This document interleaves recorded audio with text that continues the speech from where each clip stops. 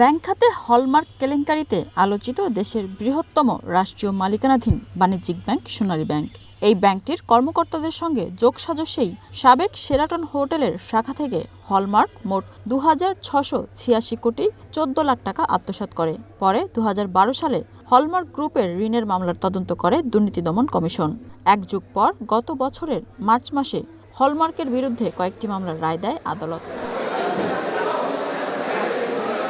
মঙ্গলবার রাজধানীর মতিঝিলে সোনালী ব্যাংকের প্রধান কার্যালয়ে এই সংবাদ সম্মেলনের আয়োজন করা হয়। ব্যাংকটির ব্যবস্থাপনা পরিচালক শওকত আলী খান জানান, এখন পর্যন্ত হলমার্ক কেলেঙ্কারির ঘটনায় ৩০০ কোটি টাকা আদায় করা হয়েছে।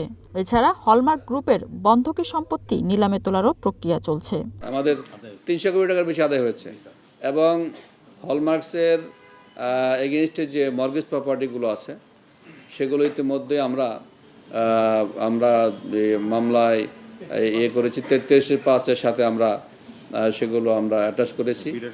এখন সেগুলো অকশনে দেওয়ার পর্যায়ে আছে। আর ওখানে যে ইন্ডাস্ট্রিতে যে মেশিনারিগুলো ছিল সেগুলো আমরা আগে নিলামে উদ্যোগ নিচ্ছি।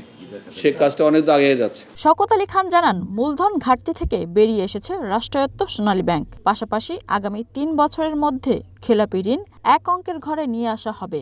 এ সময় তিনি বলেন, সোনালী ব্যাংকের শীর্ষ ২০ খেলাপির কাছ থেকে পাওনা ৩,০০০ কোটি টাকা, আর এক বছরে তাদের থেকে ৭৪৫ কোটি টাকা আদায় করা হয়েছে। এ নিয়ে মোট খেলাপি আদায় করা হয়েছে ১,২০৩ কোটি টাকা। বিগত এক বছর প্রায়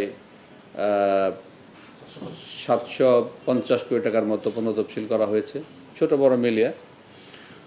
আর বড় গ্রাহকদের যেগুলো পুনঃতফসিল হচ্ছে সেগুলো ওই সার্কুলার মতো বিক্রি মামলাকৃত ঋণ যদি পুনঃতফসিল হয় মামলাগুলো স্থগিত হয়ে যায়।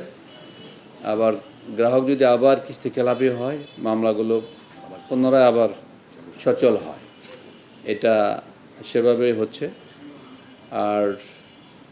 আর কি প্রশ্ন ছিল? ১০৯টা রিট, এই ফিগারগুলো ওই তাদেরকে দিয়ে দিবেন। ১০৯টা রিট নিষ্পত্তি হয়ে গেছে। এটা কিন্তু অনেক বড় একটা অর্জন বলবো। আমানতের সংগ্রহের দিক থেকেও এগিয়ে সোনালী ব্যাংক। সংগৃহীত ১,৭৯,৮৮৯ কোটি টাকার বিপরীতে ঋণ বিতরণ হয়েছে মাত্র ১,০৪,৭২৩ কোটি টাকা। ৭৪৫ কোটি টাকা শীর্ষ ২০ খেলাপির থেকেই আদায় হয়েছে এবং সেটা আদায়ের প্রক্রিয়া সেগুলো চলমান আছে।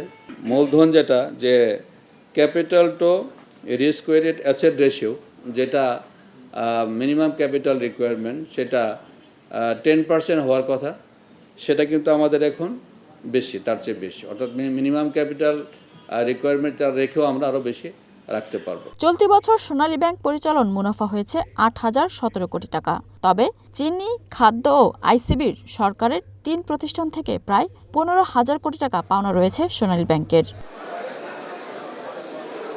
মিনা ফেরদাউস, চ্যানেল ওয়ান, ঢাকা।